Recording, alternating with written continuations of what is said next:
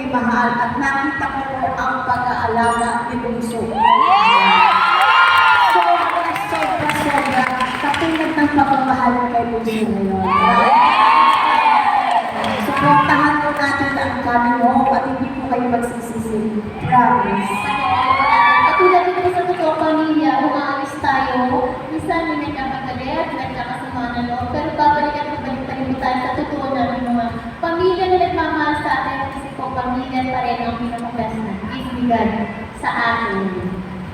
Mahal, kung saan ka man namin ngayon, alam ko ito ang pangalan ng parang Bunso. Ito na, natupad na. Alam ko masaya na. Bunso. Nasa tabi! Bunso. Nasa tabi!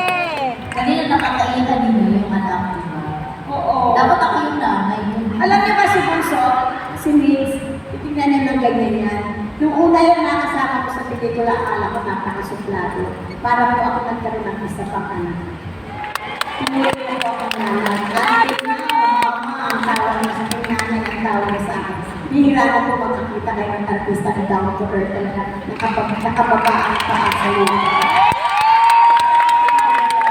Tsaka po, tingnan mo naman, nakakabunso, akala mo kay Lalo, di ba?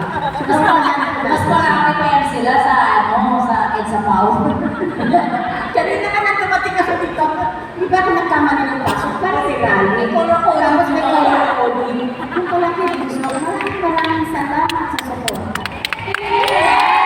Nandito din yung isang anak ko si Jerry Rosales. Pero may niya ng commitment. So, umalis siya sa... Pero nagantay siya kanina Bunsong Mix. Si Jerry Gonzalez na din. Yes, nandito siya kanina. O Jerry, gusto mong magpakilala? Mahihayin